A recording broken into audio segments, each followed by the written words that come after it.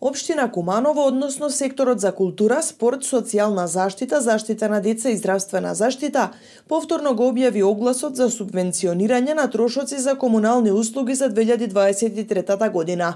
Согласно програмата, предвидено е поволноста да ја користат 450 лица, но со оглед дека бројот не е целосно исполнет, односно во моментов ја користат на 370 лица, повторно се повикуваат заинтересираните кои ги исполнуваат критериумите да поднесат барање. Право на субвенционирање може да остварат самохрани родители, стечајни работници, згрижувачки семејства, деца без родители и родителска грижа, лица со попреченост со навршени 26 години, најдоцна до 65 годишна возраст, приматели на право на социјална сигурност за стари лица, односно над 65 години. Барањата ќе бидат земени во предвид се до исполнување на предвидениот рок на корисници на програмата, доколку бројката на поднесители барања се надминува, тоа е приоритет ќе имаат поднесителите кои ќе донесат први барања. Барањата може да се подигнат во поранешната зграда на АД Којзак спроти градскиот стадион, во одделението за социјална заштита, заштита на децата и здравствена заштита.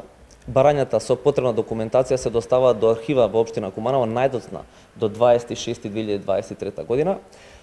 Исто така барањата кои се поднесети, односно се однесуваат на малолетни лица кои ги пополнуваат, тоест поднесителот мора да биде родител или старател на барањата и сите дополнителни информации може да ги добиете на општина Куманово, тоест на општинскиот сајт kumanova.gov.mk или во зградата на поранешен хотел, тоест зградата на Којзак од 8 часот до 14 часот. Со оглед дека бројот на предвидени корисници во програмата за социјална заштита на општина Куманово за категоријата материјално и стамбено необезбедени лица, корисници на гарантирана минимална помош не е целосно исполнет, се повикуваат заинтересираните кои ги исполнуваат долу наведените критериуми да поднесат барања. Со овој фактички повик ги повикуваме сите кои не ги извршиле претходно барањата или немале услови да ги извршат барањата, исто така да се пријават и да поднесат барање за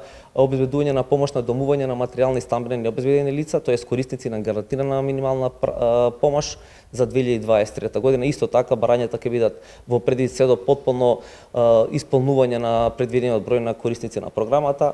Се надеваме дека бројката нема да ги надмине и приоритет ќе имаат првите поднесители на барањата. За потребните документи лицата може да се информираат на сајтот на општината или во просториите на секторот.